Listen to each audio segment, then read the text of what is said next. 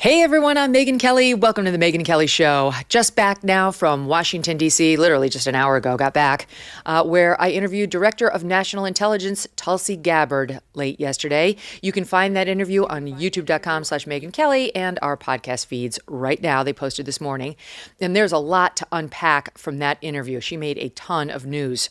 Plus, there are reports today, broken initially by our pal and now part of the MK Podcast Media Network, Mark Halperin, that National Security Advisor Mike Waltz is out, that he's being forced out of the Trump administration. We will break it down for you. But today, I am here live in New York City at the Sirius XM HQ, the worldwide HQ, where we have an incredible show for you with Barstool Sports founder Dave Portnoy. Cannot wait to spend 2 hours with Dave. We've got to talk about Bill Belichick and his 24-year-old girlfriend. But most important of all, and even Dave hasn't seen this yet, we have the latest trailer for our own worldwide premiere tomorrow of our new film, Blonde, not to be confused with Blue, Origin. Blonde Origin. It debuts tomorrow right here on the Megyn Kelly Show. Here's our latest trailer. Liftoff. When zero gravity resulted in zero clue. Have you been? Have you been? Three women were brave enough to answer the call. Tomorrow, special coverage of the launch of Blonde Origin. Tomorrow on the Megyn Kelly Show, how far will we go for a troll? Tomorrow!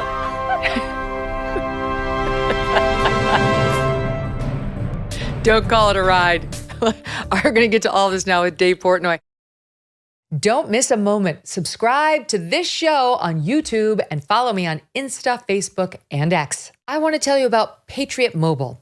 They support Americans who believe that faith, family, and freedom are worth fighting for.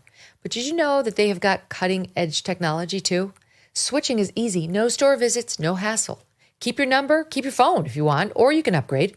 Their 100% US-based team can activate your phone in minutes right over the phone. Patriot Mobile is one of the few carriers with access to all three major U.S. networks, and that means exceptional nationwide coverage. Plus, they can even put a second number on a different network on one phone. It's like carrying two phones in one. They have unlimited data plans, mobile hotspots, international roaming, internet on-the-go devices, and more. You can't get all this from those big guys, so consider making the switch today and experience the Patriot Mobile difference. Go to patriotmobile.com/Megyn or just call 972-PATRIOT and use the promo code Megyn for a free month of service. Switch to Patriot Mobile and defend freedom with every call and text you make. patriotmobile.com/MEGYN or just call 972-PATRIOT. Very far is the answer. Yeah, very far, clearly. Very far. To the moon and back, some might say. Where was that? In obviously a zero gravity chamber of some sort? You'll have to tune in tomorrow. I can't talk to you unless you've been. Have you been? To where? The moon? Just to the special places I've been in space. No, I haven't been there. I haven't been any of those Then spots, we no. can't discuss Okay, it. I'm going to have to go back to Gail. Fine. She's the only one who understands me. Okay, fair. Okay, there's so much happening right now.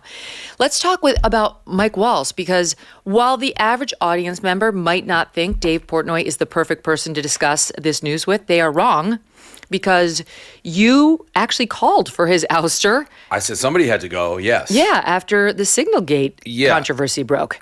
Well, Signalgate was crazy to me, still crazy to me. Then there was follow-up that there was more to Signalgate with Hesketh, right? Hesketh, right? With telling his wife and somebody, someone else. His personal lawyer and reportedly many others on that second Yeah, so chain. I mean, to me that's nuts. The Signal stuff is nuts. I don't know if that's why he's getting pushed out. It seems pretty late, in the game. And Signalgate to me sort of passed. Mm-hmm.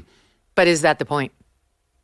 That didn't draw as much attention? No, I don't think that's how well, I never know how Trump thinks. Because here's the thing. He doesn't like giving the media a scalp, right? A credit for anything? Yeah. But it also depends on how you look at his mind frame, which I don't know anybody else will. It also, if he did it almost instantly, it could be viewed as, we have accountability here, and there was a mistake made, and I rectified it instantly. So do you think, I don't know, do you think it is that doesn't sound like Trump. Do you think it's directly then Signalgate? I don't know. I think it's probably, and this is complete speculation, I do not have any inside information on this, but I think it's probably he's too neocon-y, and the strong strain within MAGA right now is the more, they call them the restrainers. Yeah. The ones who are not hawks. They don't want us rushing into war with Iran. We had a long talk with Tucker Carlson about this the other day, not involving Mike Waltz, but Mike Waltz has got a long history in the Congress, which made him some people's darling and some people's foil on this front. He was always more neocon-y. And he's got a very important post. And there was a report in the New York Times about a month ago saying Tulsi, JD, Pete Hegseth, and Susie Wiles, chief of staff for Trump, stopped him from getting on board that train as it was pummeling toward war with Iran on behalf of or in connection with Israel. So who was on the other side? Who were the administration officials saying, let's do this, what Netanyahu wants, like back them in bombing Iran or give them the bombs or we'll do the bombs? The realistic truth was we were going to have to participate very meaningfully in that bombing campaign. We would have been at war with Iran. So it would have been an enormous thing to do. And I do wonder whether that played some role. Yeah, so like 99% of that, to be frank, it went right over my head. Like, I may have like been glazed over. The thing I know Back about to Signalgate. Yeah, like I didn't even know. Like I knew who he was, but the Signalgate's the one that caught my attention. Again, I think it's a delayed response. So your scenario of what you just laid out could make more sense. I'm probably the wrong guy to be like, yeah, all right, that's it. It's possible. The Signalgate to me was just you can't have people using Signal and basically sending, war plans to reporters or their wife or any of that. So to me, that was a fireable offense. So the Signalgate, it may have played a role. We don't know. I mean, here's what Mark Halperin said. When did this happen, by the way? Just now. It's happening right now. Like as I came in here. Yeah, you didn't miss it. So Mark Halperin is part of our new MK Media Network, which I'd love to ask you about because you run a very successful media network. And he had his first show on Tuesday, and his second show is today. He also does a show on YouTube called Two Way, and he broke this news earlier today. Here's some of it with some more context, I believe. SOT 7. 3 different peoples have confirmed that the plan now by the White House is to remove the National Security Advisor, Mike Waltz, who was on Fox News this morning, just not that long ago, and his deputy, Alex Wong, and much of the current staff team at the National Security Council because of unhappiness throughout the national security establishment of how they're doing. This was around before Signalgate. It was widely reported that Signalgate, ironically, may have saved Waltz's job. As I understand it from my sources, a general belief that it's not being run efficiently in an organized way. It may happen as early as today. It may not happen ever because it's Donald Trump. But the plan is for it to happen soon, maybe this weekend. So it's very interesting. He's saying they wanted to dump him before Signalgate, but Trump didn't dump him after that because he didn't want to look like he was being reactive to the nasty media. He'd be reactive. I feel like if he's not, who knows? I mean, I could see this still not happening. I feel like I see reports of things happening that never does, and then they'll jump on and be like, shame on you, media, for reporting this. Yes. So who knows? I just looked at X. It's the number one thing. Yeah, shocking, I guess, but I'll believe it when I see it. Tim Waltz, number one thing. Well, we're definitely getting to that. Mike Waltz has left the chat. Is he your man speaker? Who? Tim Walz? No, he is not. What do you mean? What do you mean my man speaker? You know how he said he came out yesterday and said he was the man that Kamala selected to speak to guys like you, white men of America. Well, that's crazy. I didn't see that, but no, he failed miserably in that realm. You didn't connect with him in that way? Nobody connected with him. Nobody did. Here's what he said. Let's watch it. We'll go from Mike Walz. I can't believe he's still talking. To Tim Walz. Here, let's watch. I was on the ticket, I would argue, because we did a lot of amazing progressive things in Minnesota to improve people's lives. But I also was on the ticket, quite honestly, because I could code talk to white guys watching football, fixing their truck, doing that I could put them at ease. I was the permission structure to say, look, you can do this and vote for this. And you look across those swing states, with the exception of Minnesota, we didn't get enough of those votes. But you could be giving them permission on TV every day. You could have been messaging that way, and that isn't necessarily how it shook out. Well, yes, but I also said I understand myself. I said I think I'll give you pretty good stuff, but I'll also give you 10% problematic. And so somebody's got to make the decision here to handle some of this stuff and to make it in. Those are just decisions that were made. Boy, that's delusional. I mean, that's wildly delusional. Why? I even thought that. I mean, I knew he had the football thing, but he doesn't speak to a normal guy. He doesn't act like a normal guy. His mannerisms weren't like everyday guy. There was no part of him that connected to what a normal guy is talking about or interested in. And by the way, normal guys can see through that pretty quickly. When you're trying to play the normal guy, and you're not. I mean, I remember hearing that he was like a football coach, but even that was a strange coach, the story behind it. So it didn't really work out. And that anybody, by the way, with a brain could have screened him for 5 seconds, been like, this is the guy that I don't know who they have in the party, by the way, that would have done that, but you could have screened him.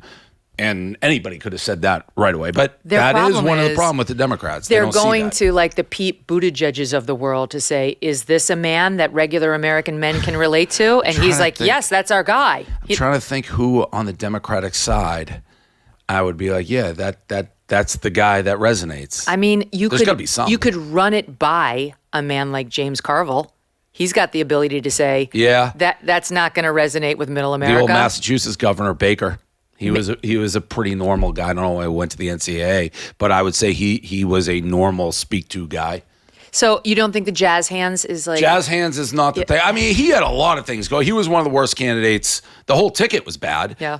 That's why they lost. But yeah, that is, and that's not even a political thing. That's just if you just pulled a group of guys out of a bar and we're like, are you going to be friends with that guy? Most would probably be like, no, we're not. So, and that is, again, has nothing to do with politics. It's just the vibe he gave off. Yeah. Well, on top of all that, what does it say about the Democratic Party that they thought the guy who would speak to white guys in America is the guy who mandated tampons in boys' rooms throughout Minnesota?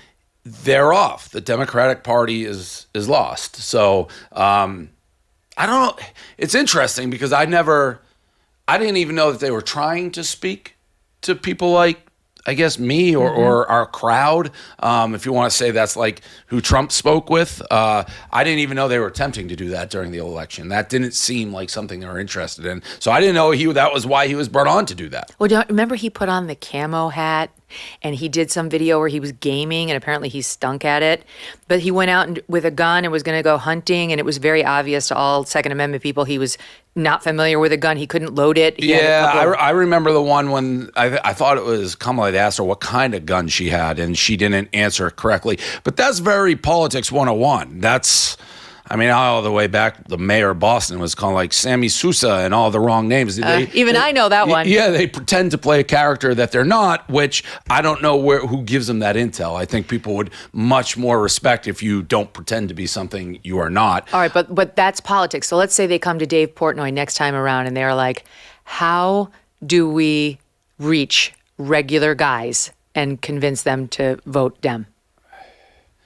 I mean, you can't demonize them. I would say like they've been doing it for a long time. But if you're saying men, and when people are asking me that, I think they generally are talking like white, middle class, people working in financial districts. There's a shame that comes across of saying you're in a frat, and by the way, not all frats are good, but wanting to make money, wanting to have a good job, wanting to spend money, be rich, all that stuff is not necessarily bad. I think that has been a message that comes across like, yeah, we should be kind of ashamed of being a white guy. And I don't think what they fail to understand, that doesn't discount that a white guy like me or any can care about a lot of the issues that Democrats care about. But I'm also not really going to apologize for being like a white guy in this country who wants to have a good job, make money, go to college, do all those things. And that is a message that seemingly like you can't be both. Mm-hmm. They've never Biden all the way through. It felt like a lot of the issues that get blamed and problems in America is always like our fault. Yeah. And we don't want. Remember, even when the black vote wasn't going as strongly for Kamala as the Dems wanted, and Barack Obama showed up at that polling, that campaign office and was like, you're a bunch of sexists. Yeah, right. Well, and they've said it, they're deplorables and if you vote for Trump, you're a Nazi and things like that. I don't know if that's exact, but things. No, that's literally what's been said on CNN by people like Don Lemon. And then it's like, well, you're talking about more than half the country. So it's clearly then you should move if you truly believe that. And that's the messaging that we've gotten from them. And somebody like me who I'm always in a weird box because I don't consider myself political, but I'm talking about more and more. Like, I could easily take out the candidates. I grew up in a Democratic household. Same. My father, I've said a million times, hates Trump. I am somebody who you would think would vote Democrat. But as I got older, especially like running business and doing stuff, they just kept pushing me to the point this election, it wasn't, like, I wasn't wavering who I was going to vote for. I was voting for Trump. And even I would still re-vote for Trump, no questions asked. That's how much I hated the other ticket. You may not want to see this, but Kamala Harris is also back in the news. And you tell me whether we dodged a bullet with this woman, where she took to the stage last night at this group that's pushing to get more females involved in Democrat politics, running for office. And here's how she sounded. SOT 15. I heard about this. Watch it. You'll enjoy it. In fact, please allow me, friends, to digress for a moment. Okay. It's kind of dark in here, but I'm asking for a show of hands. Who saw that video from a couple of weeks ago? The one of the elephants at the San Diego Zoo during the earthquake? Google it if you've not seen it. Well, yeah, this is... So that scene has been on my mind. Everybody's asking me what you've been thinking about these days. Well... Yeah, so in the video, for those who He's haven't almost seen there. it, here those elephants were. And as soon as they felt the earth shaking beneath their feet, they got in a circle and stood next to each other to protect the most vulnerable. Think about it. What a powerful metaphor. The lesson is don't scatter. The instinct has to be to immediately find and connect with each other, and to know that the circle will be strong. Oh, my God. Well, yeah, that was a lot more of her campaign speak in which she's saying a whole lot of something, but really not saying anything. Yep. And also the moral superiority, which even in that comes through, is another, like the way they lecture. And I don't like politicians in general. Mm-hmm. Like, I think probably if you had 100 politicians in a room, maybe like 2 are like truly in it for the right reasons. But the moral superiority, when like what they did in the election, which the way they all lied about Biden and his mental health for years, and then they waited, so there's no like she would never win, and well, she'd never won an election, but she would never win a fair primary with the that to me was their biggest mistake, because who knows who could have come out of that. But it's lecturing people like they're angels, like they're perfect. They know better than anybody, like what's best for you. And that we're stupid because we see what the Democratic Party does, and it's just such a turnoff. And say whatever you want about Trump, and people may say other.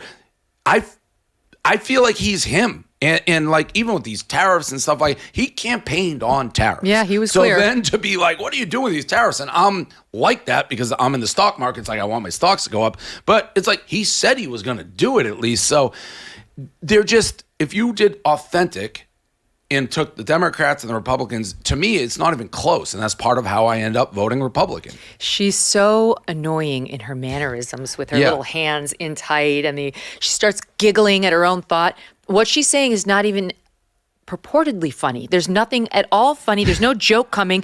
She's just giggling at her own little aside. She's not a great public speaker. No, the only time it gets funny is when she lands her point and you realize there's nothing there. Yeah. And she's built it up like this huge profundity, only to let us down once again. I don't even know what she's doing. Is she running for what? The governor of California now? We don't know. She's weighing either that or another presidential run. That's crazy. They'd never do that. I don't think. Well, I'd never say never. I've been a very good person this year. It's possible the Lord will give this to me. Maybe. Well, there's AOC, aren't they saying her? Yes. I just think that, like, the party still loves her. They have no chance to win if she wins. I completely agree. No chance. But there are some people out there, oh my gosh, I don't know if I'm going to be able to find it, but there are people out there talking about her right now, like behind the scenes, and off record, they don't want to put their name to it, about how, she's really formidable. Like the party really needs to hear, they have a hankering to hear from her. Hold on a second, I have it here. Is that the word they use, hankering? No, they say, here it is. Clamoring. There is a clamoring for her voice right now, said a former Harris senior advisor. Meanwhile, I'm like, is he named Pug Klemhoff. Like, this is clearly like her husband or somebody very close to her. And they say, because they were granted anonymity to speak candidly, meaning really falsely. Quote, no one can better prosecute the case while inspiring a call to action than the former vice president. We already went down that road. Are they just saying she didn't have enough time or something? And you can't get over the fact she knew that Biden wasn't fit to be president, just lied about it. I mean, you can't get, I don't know. It would be crazy, but they're already nuts to me on who they put forward. We're already in crazy town. Yeah, but to do it again would be insane. I mean, that's the exact opposite of what we were just discussing. Like, how do they get, the typical male vote? I mean, that's the opposite. That's not going to do it. So I mentioned at the top that I sat down with Tulsi Gabbard last night, and we had a bunch of discussions that were really interesting, I thought. And it's quite the move going from her to me. And then blonde origin. I mean, it's been that kind of a week, Dave. Right. But here's one thing I want to pick up on that we started the show off with, like this push to get us into another war with Iran by these forces behind the scenes. And I'm not blaming that on Mike Waltz. That was just speculation on my point that maybe some perceive him as on that side. But she did speak to, because she's anti all that. That's one of the reasons Trump chose her. And I was asking her, like, do you feel it? Do you feel like people pushing you towards, all things military, all things war? And here's what she said in SOT 2. There was a New York Times article within the past month saying he, J.D. Vance, and his chief of staff, Susie Wiles, were all together in urging him to not go too far on our actions against Iran. And President Trump did not do it. He did not give Netanyahu the answer he wanted.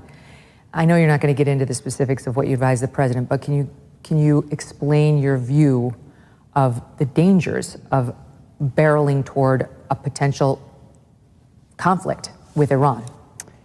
Yeah, the New York Times article was a result of an unfortunate, unauthorized, and illegal leak of a very private conversation between the president and his advisors.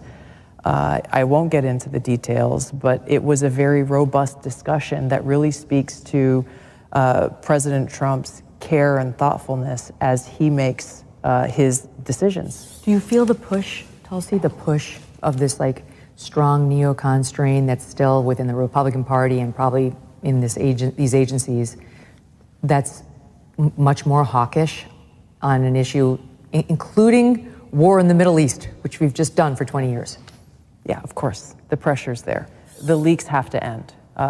If the president can't have the confidence that he can sit in a room with his closest advisors without it leaking to the public, then that is something that really undermines his being best served. So she's talking about, Dave, how they sat there, she basically confirming, in a private meeting with just the president, with those officials I named, with the vice president, with the director of national intelligence, with the secretary of defense and his chief of staff. And what she's saying, without being explicit about it, is then she believes none of them leaked. But then they have to talk to their staffs about what happened and what needs to happen.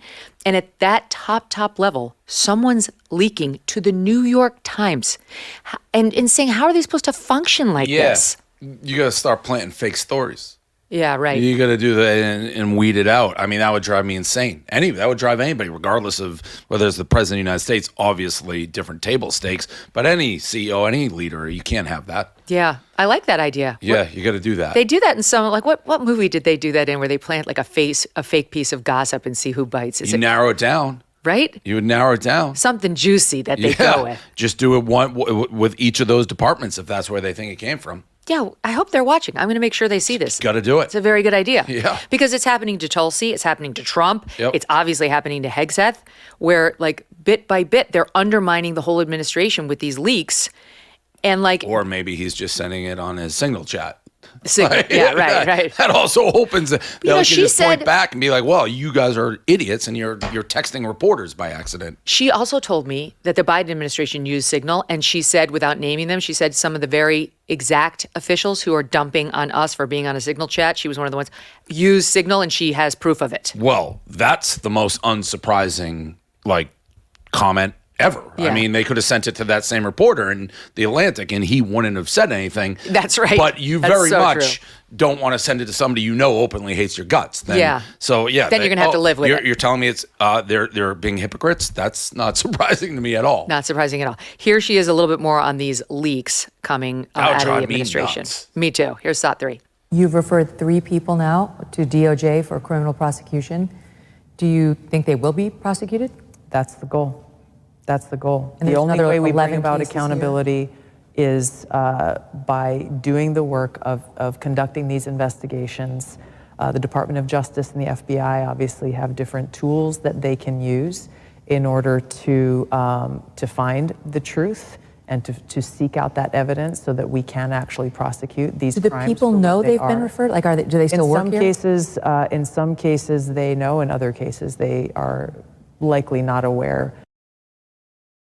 I mean, that's kind of badass, frankly, because what she's doing is she's not telling everybody that like, I know it was you, Fredo. You're right. She's letting Fredo just continue. Yeah, try to scare him. And then the next call they get is going to be from somebody saying the DOJ is here, or the FBI is here to arrest you.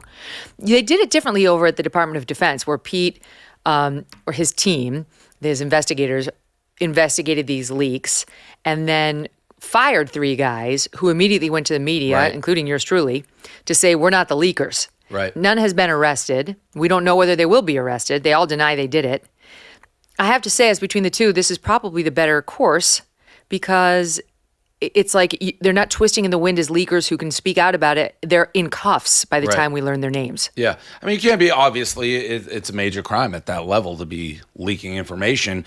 It's also the last thing they should be worrying about, like they're running the government. That's the thing. I mean, to be worrying about internal leaks seems like there should be a better use of time, but you can't ignore it. Mm-hmm. That's the thing, that it's so undermining. All right, Yeah. one other point on Tulsi.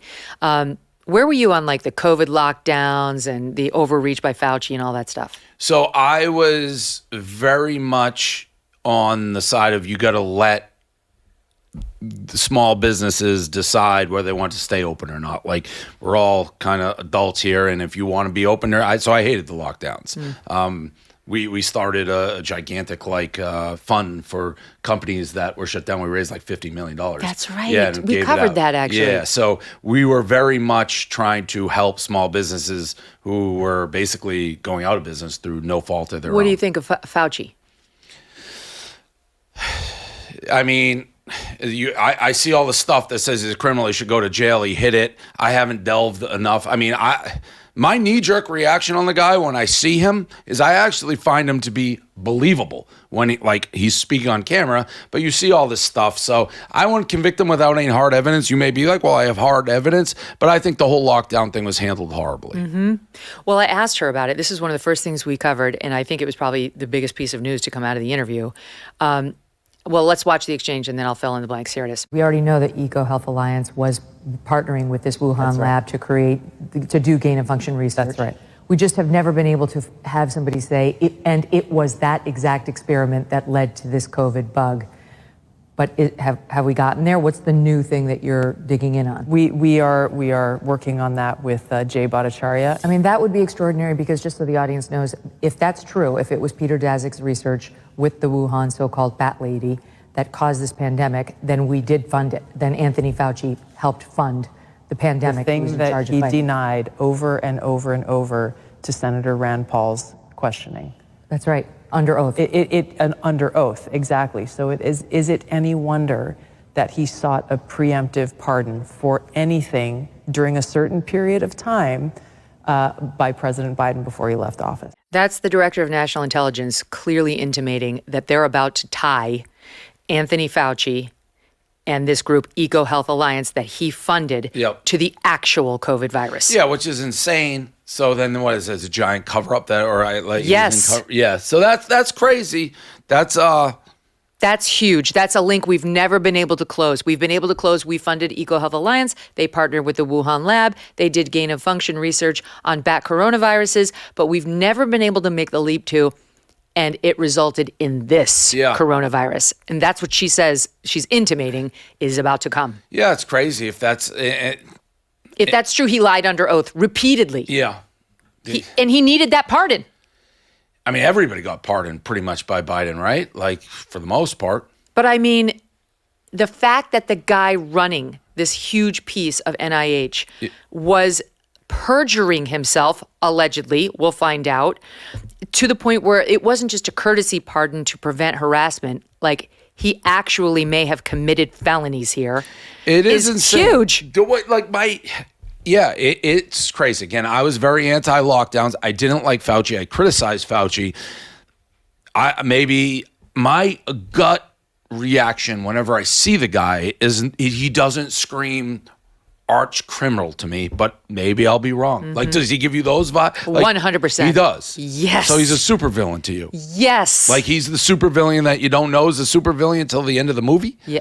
Well, I mean, in the middle of the movie, it became obvious. But yes, I hate him with the passion of 10,000 suns. I think he's completely dishonest. He didn't intend. You're not saying he intentionally launched COVID. You're saying no, I don't think he wanted research. And no one's suggesting that. The intel community, no one's saying that. And then it happens, and then he's like, "Oh crap, I got to do this giant." And he happens to be the guy who's publicly speaking about it. So it's basically two different things. He launched it, created it. I shouldn't say launched, created it inadvertently. But he's also the guy who's going to be in charge of controlling it. Mm-hmm. And then you got this. He's basically running interference to keep himself from being the guy the entire time. Bingo. It literally is a sci-fi movie. And at the same time, we know from his internal emails that the House Republicans got at the time, well, a couple years after the COVID mania, that he was actively working to smear doctors who were coming out saying, this thing looks like it came from a lab. Yeah. We've never seen this particular virus before in nature. This looks lab made. And he was all over the place, like, tamp that down. Get that out there. That's fringe. He made sure that narrative couldn't live. It's an insane full, and maybe I'm just naive and thinking like. You still trust the officials? I don't trust a lot of officials. He just comes across as like a grandpa to me. You've got to spend some time with my husband, Doug, because I am terrible at judging character. I'm always like, he's fine. I feel like I'm pretty good. And my husband's really good. And he's always on to people before I am. But even I saw it with Fauci. Was he on to? Yeah, he knew he was bad. I don't know. I think some people just have a knack for this. I'm usually like, they're good. What do you mean? I mean, Trump didn't know. Yeah, no, he was under Trump. Yeah. For the beginning, for the actual peak of COVID. Getting along. Like he's doing a great job. Yep. I know that was one of Trump's failures. I mean, a lot of Republicans blame him for a vaccine that wound up hurting a lot of people too. And Trump stands by the vaccine, but it's got some problems. There's no question. Yeah, I didn't know that people blamed him for that. I mean, the vaccine was a way to theoretically open up the country. They wouldn't open it up without that. So. Well, that's what people who don't live in places like New York don't get. Is like, I lived in New York when this was going down, and it's like you couldn't go anywhere. No, nowhere. That's when I moved to Miami. Like during the COVID, I was in New York, moved to Miami. I basically stayed there. You were like a hostage in your own apartment if you didn't get the damn vaccine. Well, I regret it though. I wish I had gotten one of the fake cards. That was such the obvious solution. I'm like a goody two shoes. I don't know why I didn't do it. I was fake card city. Shit. Yeah, like duh. Well, you just did it yourself, or like? I luckily I work in a media company. I still don't know. That's how afraid I am. When I'm like, I never had it. But I just said we have graphics team, so we just got a copy of the actual card and made fakes. You know, my doctor said to me at the time, I'm like, what should I be worried about these mRNA vaccines? And he goes, would you take the mRNA vaccine if it could prevent pancreatic cancer? Because that's a future, which was don't be worried. Yeah. And so I was like, okay, I trust my doctor, so I did it. And I regret doing it. I wasn't so much worried. It's just like, I don't want to do it. I'll get the card. I was worried. There was rumors at one point that they were going to start scanning the barcodes, in which case you would have been caught. The fake would have no longer worked. But yeah, I was traveling and working in a lot of places you could, but no one looked at it closely. It's like, boop, boop, boop, boop. Yeah. So very easy. Okay, on the subject of the Kamala Harris soundbite where she said, we've got to be like the elephants to protect the most vulnerable. Right. The most vulnerable. The larger context of her remarks are about illegal immigration and what's being done right now to deport these alleged gang members. What's so insane is they are not the most vulnerable. We are the most vulnerable, in particular women and children who tend to be the victims of these gang members. People like Laken Riley down in Georgia, like Jocelyn Nangaro, 12-year-old down in Texas. We've seen the names in the media. Those are the most vulnerable. That's what Trump is trying to do, to protect the innocent Americans that are the prey of these people who are being deported. And I did ask Tulsi about the screening that's being done, because the Democrats would have you believe it's willy-nilly. Right. It's like you've got brown skin and the wrong tattoo, you're out. And she explained that they are identifying these Tren de Aragua and MS-13 and even Sinaloa cartel members largely with the help of the DEA, which is up to its neck in gang information 501. They know who these guys are. They track them. They monitor them. All it needed was for somebody to call them up and say, who are they? Right. And where are they? And figure out which ones are foreign. They're not all foreign. And which ones are American. And on top of that, they have lengthy FBI investigations of these people. So I thought that was interesting too, that it is not just like, gee, you're brown, you're out. But there was news about their most famous poster boy, Abrego Garcia, Kilmar Abrego Garcia, yesterday, the one who Chris Van Hollen had margaritas with. It turns out this guy, we knew that he had been accused of beating his wife by his wife.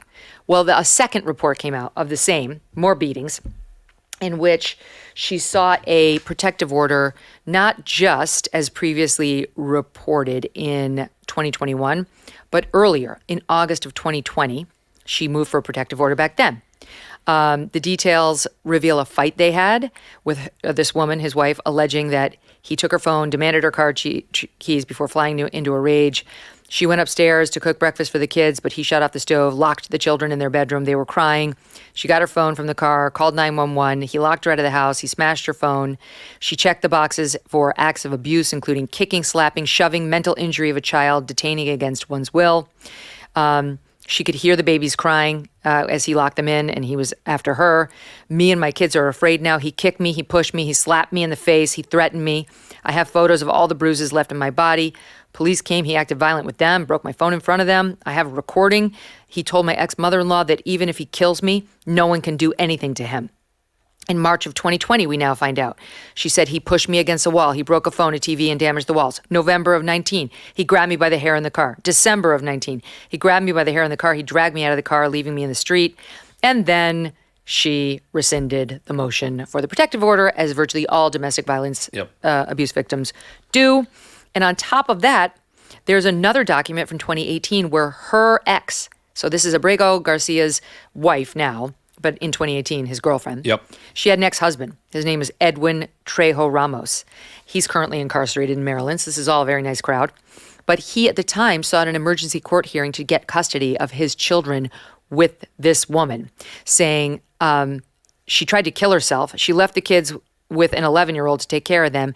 And I'm afraid of my kids' lives being in danger because, quote, she is dating a gang member, who was, at that time, we understand, Abrego Garcia. So this is the poster boy, the most vulnerable, Kamala Harris might say. Yeah, so in this case in particular, to me, in a weird way, crystallizes some of like what I go through with like the politics, because I actually get to a degree the Democrat, now not him, and this is where I go on this, like for the Democrats and the guy from Maryland to fly down and meet with him and then make this guy the poster child, which I think most intelligent people can be like, this is a bad guy. He's not a citizen.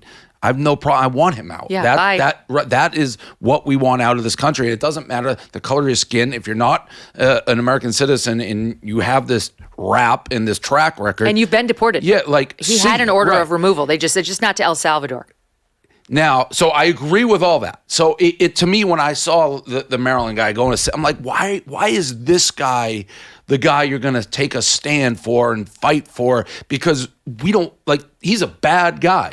But at the same time, all that research, I can understand it. Even with something like this, if you hit you gotta bat 1,000 if you're going to pick somebody and deport them. And if you just pick the wrong guy once with no due process, nothing, that's a major issue. Like you append somebody, I don't even care. Say they're an illegal, but they're like a great person and they're actually contributing. To me, just picking them up, getting rid of them, that I'd have a problem with that. So, but you want them to have a hearing?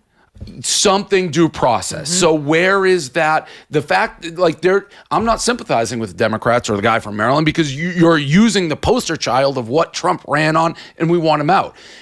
And he got a hearing. Yes. He got a hearing when we deported him the first time. But when you're doing it en masse after, you just can't ever make a mistake. So I understand that logic a little bit, just not with this guy. No, you're reflecting the view of most Americans, according to the latest polls, where they are in favor of Trump's plan, but they do want to see some due process. And it's hard. And how do you do that with so many people and without so one of the things about politics, it's not always the easiest thing to come up with like an answer because you got to run a country and it's backed up. So what would happen? But the Democrats constantly like, okay, this is an issue. The logic behind it, but you're not being sincere when this is your poster child because take out politics. There's nobody. You see this story a lot. All right, you can do this. You can go meet with him. Do you want him to be your next door neighbor? Do you want him to be your next door neighbor or do you want him out of the country? If that was it, you're either living next door or he's deported. Everybody. Do you want him on the trail when your 18-year-old daughter goes for a run by herself? Exactly. And that's based on his rap sheet, nothing more in the gang stuff. So that's where they lose me because it's find me a way to make sure we can get 100%, but that guy is 100% based on the rap sheet and why this is where they put their flag in the mud and when the only dispute about this guy is the fact that he technically wasn't supposed to be deported to El Salvador, but he was ruled deportable. Yeah. The only reason he wasn't deported is because we were lame, we didn't have the resources, and we didn't do it, which is the truth for 20 million illegals. The only controversial piece about this guy is that his order of removal said just not to El Salvador because he's claiming he'll get killed by gangs there. That's it. That's what they've thrown their lot behind. I do want to get to the larger issue, though. You're right over the target. How Americans are struggling with, well, what is required? Because we know there was no due process when they came into the country for us. Right. When it comes to our rights to be safe and not have to put them on the public dole and pay for their lives and their health care and all this. However, here's the thing. They don't get the same due process as an American citizen would before we took away their liberty in any way, whether it's for trying to deport them for some reason or putting them through the criminal justice system. And what appears to be true in the immigration context, what is true is it's a much lower level of, quote, due process that they're entitled to. And what most people don't know, including Terry Moran, who was one of the lead anchors over at ABC, and I'm going to show you the soundbite of him and Trump, is that in many cases, no due process is okay. None. It's under this thing called expedited removal, which all presidents have used. Trump expanded expedited removal, and you don't get any hearing under it. It was used even under Biden to say, at the border, okay, if you show up, we can just turn you around. We don't have to give you a hearing. And the only way you get a hearing is if you say, no, I'm an asylum seeker. Right. And that's true under Trump too. But let me just show you Terry Moran, who clearly has waded into legal matters that he is not qualified to speak on because he tried understanding what I just explained to be the law. Watch him try to pin down Trump. And Trump, I'm telling you, Trump is a clever mofo. Just when you think he's like focused on like the UFC and like his polls, he knows the nuances even of laws like this. Watch where he dodges on this attempt to pin him down. He knows about expedited removal. He knows about the lower standard on due process, and he doesn't allow Terry Moran 1 inch. It's SOT 9. Do you acknowledge that under our law, every single person who gets deported gets a hearing first to make their case? Well, are we talking about people that are citizens of our country or not? No, you're not deporting citizens at this point. Well, let me ask you, did they get hearings when Biden allowed 21 million, because I think the number is 20 million people to flow into our country? But did we give them a hearing when they came in? Well, the law requires that every single person who is going to be deported gets a hearing first. Well, do you acknowledge that? I'll have to ask the lawyers about that. All I can say is this. If you're going to have 21 million people, and if we have to get a lot of them out the to law give is 21 the law, million? Sir. The law is the law, and yours. The law doesn't say anything about trials. No, not trials, hearings. I said These hearings. people came in, they're not citizens. They came in illegally. They came into our country illegally. We have to get them out. There's a legal process for that. I can't, sure, and we follow the legal process. I can't I can't have a trial, a major trial for every person that came in illegally. We have thousands of murderers that came in. Right, so we have to get them out, and we have to get them out fast. Really bad guys, but in our country, even bad guys get due process, right? If people come into our country illegally, there's a different standard. These are illegal. They came in illegally. But they get due process. Well, they get a process where we have to get them out. Trump was right with every word. Yeah. Terry Moran was in the wrong. I don't know whether he's a lawyer or not. I am. I practiced law for 10 years and covered the Supreme Court for 3. It is not true that everybody gets a hearing. It is not the law. Just Google. Go ahead and don't take my word of it. Google expedited removal. To me, it's not even necessarily a legal issue. It becomes a little bit, for me, a human issue in the sense of, I get it. They came in the country illegally. But that's our fault. That's our fault to a degree for not having the right setup. And if I'm having a horrible life somewhere else and I know I can get into this country and it's like, well, the guys before me, they were wrong. Like they set this up and you didn't get in fairly. And you've been living a very productive life here, and you've made the most of it to append it and send. And I'm not saying that's what we're going through. That just goes back to you better be right. Like, and I'm not saying that's the legal. Like Trump may have every legal argument to be like, sorry, you're gone. But reversing time to be like, well, you shouldn't have gotten in here. And even though you came for the right reasons, the American dream and all this stuff, now you're gone because the last guy shouldn't. That's where I get. So you just got to be right. And I don't know how to do it because he's right. The trials, the time, all of it. And it's just a moral issue that I wrestle with a little bit. I hear you. I'm definitely further to the right than you are on it, but I totally get your point. I'll also say that this is another reason why Trump is using the Alien Enemies Act, because under the Alien Enemies Act, the amount of due process one would get before being ejected is down to its most minuscule level. Yeah. And even the Supreme Court intimated that the first time it looked at this, saying some level of due process. They clearly understand it's not going to be as robust as the ACLU wants it to be. And even full circle to the original the guy, the gang guy who got El Abrego Salvador, Garcia. Hearing how I feel, you just heard and you're like, well, I'm more right than you are. The way they've treated that guy has once again pushed me right. Mm-hmm. It's like, that's who I want out of the country. And if you're going to fight that, well, like, you're losing somebody who theoretically is more maybe center, almost leftish, but I want those people out of the country. So for the Democrats to, again, make a circus and just political, what are you doing going to meet with this guy? Like, that's what drives me crazy. And yet you didn't go and meet with the family of Rachel Morin, who was killed in your state. And they're not standing by a different illegal. Yeah. You didn't. Here is Stephen Miller took to the White House podium yesterday and spoke about the Jocelyn Nungari case, which I met the 12-year-old girl in Texas, and just ripped it. Watch. Most of your papers never covered her story when it happened. To the extent that you covered it at all, it was because President Trump forced you to cover it by highlighting it repeatedly over and over again. He had to shame you into covering it.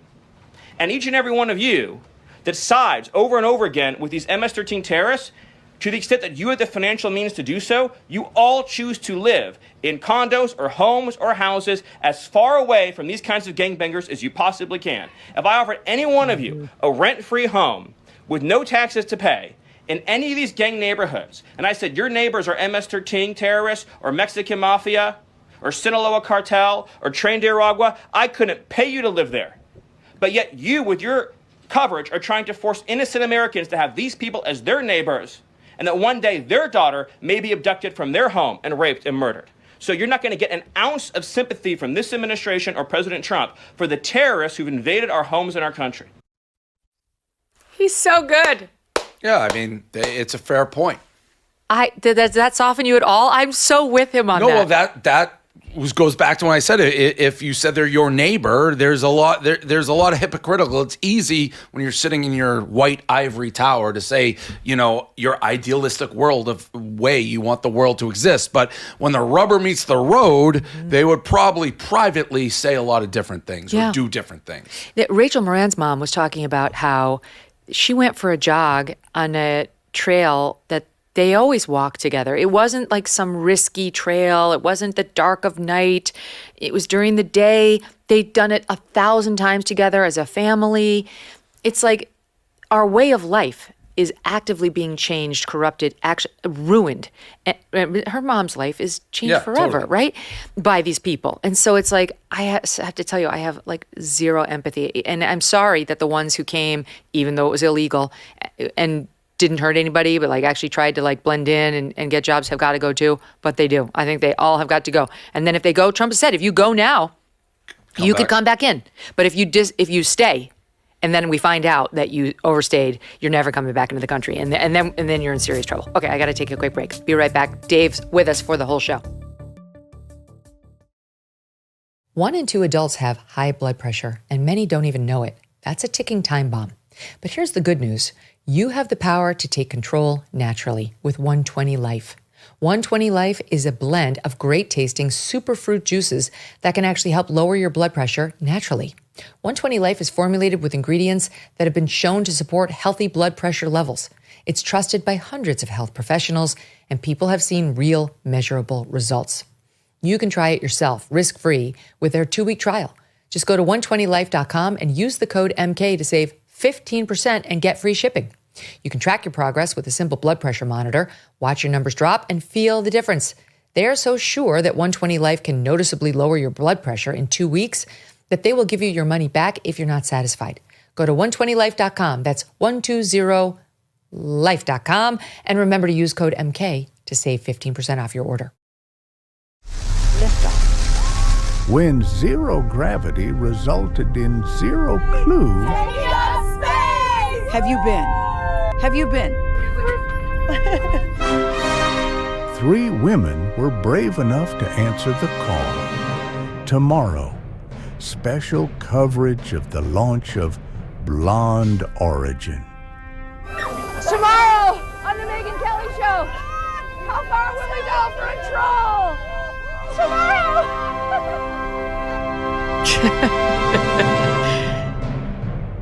Don't forget, tomorrow's the big day where we will show you the world premiere of our film, now that we've been, with special guest stars who you will know very well and will thoroughly enjoy. Welcome back to the Megyn Kelly Show, everyone. Here with me today, Dave Portnoy, president and founder of Barstool Sports, otherwise known as El Presidente. Katy Perry, among others, receiving major backlash, not for taking the flight, but for how they behaved afterward, like they actually were Alan Shepard and Neil Armstrong. And so she's come out to say she's feeling battered and bruised by the backlash via Variety, that the internet is a dumping ground for unhinged and unhealed people. But she has resolved, Dave, to keep looking to the light because she doesn't want to be further damaged by these unhealed people. She's right. The internet is filled with unhinged lunatics. But when you do this little outer space mission, that can happen. And I'm not going to lose my sleep worrying about Katy Perry's feelings. But she is right. It's filled with unhinged lunatics. It is, but those are not the ones who are attacking her. I'm sure she's getting it all sides. And I'm not, again, what are you going to do? To me, it's just right on brand to go up there and act like you're Alan Shepard. And then when people are like, would you calm down? You took a vanity flight to outer space thanks to Jeff Bezos. Yeah. That costs $1 million a seat. Yeah. And stop saying, Gayle King, have you been? Literally, no one's been. It costs $1 million. Shut up. And then when people have that reaction to you, to act like, I will not be bruised by you broken people. I will go toward just stop talking. Just but stop. Somebody like that is so out of touch with reality because they've been a star and big. I feel like if you get a celebrity like that, what? 1 or 2 is going to have any ground in any reality. They're living in a fantasy world. So nothing is real. I'm actually surprised the internet can actually get to them. I didn't know, what are they on X checking comments? That surprised me a little bit. Almost certainly. Yeah. So that is a little surprising, but yeah, you get to a level of coddled superstar status where you just lose track of reality. And you go to outer space. We have some news on Meghan Markle, which we'll get to in just a bit. Okay. I want to do some sports with you too. But before we leave hard news, because Katy Perry's hard news. But right. I forgot to mention this thing about Pete Hegseth. So there's been a lot of speculation that he's going to go. Mike Waltz, for those just joining us, is reportedly out as national security advisor, along with his top deputy, Alex Wong, a man who's been underneath him there since he was sworn in. and some others too. You heard Mark Halperin reporting that it's going to be a lot of the staff, that there's reportedly disarray over there. We don't know what the full story is, but we will. So there's speculation about whether Pete Hegseth is going to be forced out as Secretary of Defense. And I wanted to say this. So I love Mark Halperin, and he's been doing great in his new podcast. But he reported yesterday on Hegseth, and there was a bit of information in there involving yours truly, and I want to speak to it. So watch this. Pete Hegseth, okay? The stories about him, there's still some ambiguity about the facts, but people in MAGA pretend there's not a problem. And he's done a very good job of playing by the rules that the president expects of being aggressive. What I can report here today is that his standing in the administration is not as solid as some people believe, and as the president and the White House press secretary have tried to signal. There are people at the senior-most levels of this administration, not counting the president necessarily, but the senior-most levels under him, who believe that the next time Pete Hegseth makes a mistake or is exposed to have made a mistake, he needs to go. And there are already plans underway to figure that out. Now, what are the public clues to that? Because MAGA has been pretty supportive of Pete Hegseth. Two people who are part of the very strong outside support group of the president, Tucker Carlson and Megyn Kelly here at the Megyn Kelly Network, they've both now done interviews with the advisors who were forced out of their Pentagon jobs, and who both have said things about Pete Hegseth that are not fully supportive. They like him, they're close to him, but they both have made it clear that they see real problems in his governance and his stewardship at the Pentagon. That's a clue. And I keep being pointed to that clue by folks to say, if two allies of the president and two people very close to Pete Hegseth, Megyn and Tucker, are doing these interviews, something is afoot. Okay, fair enough. I understand why people are making that calculation. Are you in that category? You're a very public, strong. Are you like? Yeah, I'm a friend of Pete's, and I supported his nomination and thought what they were trying to do to him. And Trump's. Yeah, Trump too, totally. But I just want to say, in my case, I can't speak for Tucker, but that's not true. Like, I in no way put on Colin Carroll, one of the fired, accused leakers. He denies being one completely, in an effort to undermine Pete or get rid of Pete, or because my MAGA connections or sensitivities are telling me Pete's teetering and I'm trying to push him over the edge. Totally not the case at all. I'm just a news person. And they actually came to me and asked me if they could come on. Originally, it was all three of them. And then two of them got tapped on the shoulder by their lawyers, which I understand. But Colin was like, I'm doing it. So I'm like, fine, great. I mean, I'll interview Pete. I'll interview the guy Pete fired. I'll interview pretty much anybody you want to put in front of me, unless I have a personal loathing for them. So just to make it clear, that no one should be reading anything into what I know or what I want based on the fact that that would I be a pretty interviewed big 180. Colin. They just publicly, like last week, weren't they like, it's all, there's no, all the rumors are false, and he's in great standing. Yeah, well, and even Trump in that Terry Moran interview, he spoke to it. Well, you tell me what you think of how he answered the question on Pete. You've got it, Deb. We'll watch it here. You said the other day that you had a talk with the secretary. Did you take him to the woodshed? I had a talk with him, and whatever I said, I probably wouldn't be inclined to tell you. But we had a good talk. He's a talented guy. He's young. He's smart, highly educated. And I think he's going to be a very good defense, hopefully a great defense secretary, but he'll be a very good defense secretary. You have 100% confidence in I don't have 100% confidence in anything. Okay, anything. Do I have 100%? It's a stupid question. Look, it's a pretty important position. No. You don't have 100%. Only a liar would say I have 100% confidence. I don't have 100% confidence that we're going to finish this interview.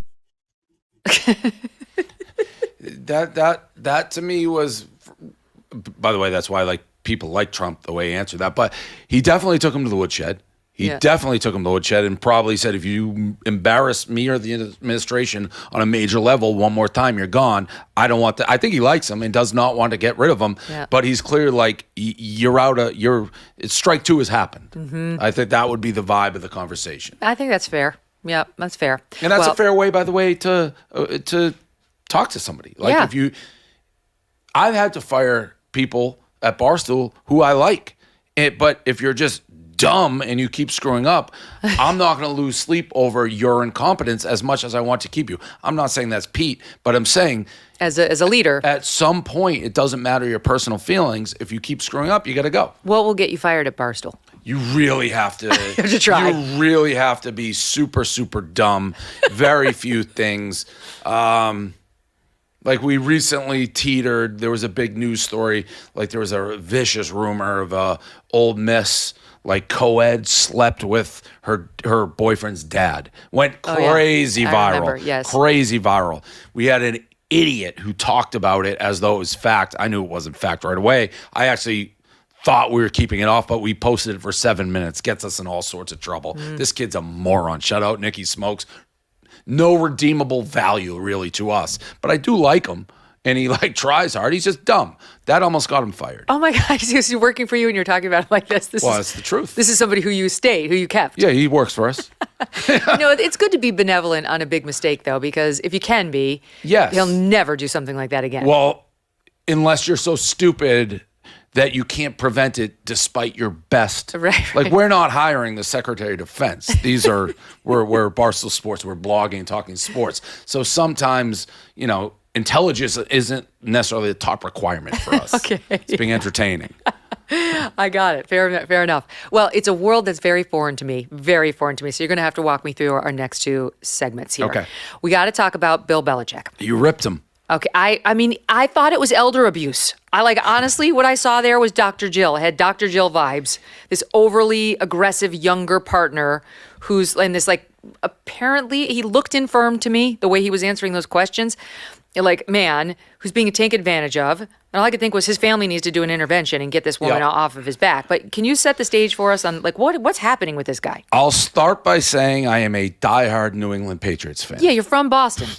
Diehard. I love Bill Belichick. He's like my guy. He's brought so many championships. I know him personally. He lives on Nantucket. I live on Nantucket. I've met Jordan, so it's a very awkward thing to see. I also watch that show, CBS Sunday Morning, with the interview. It's like my feel-good show. I just like it. I like nature. There's some politics, whatever, but for the most part, that is a drink your coffee, eat your bagel, feel good show.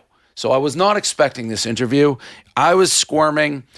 I don't know what to expect. I don't know what to think about it.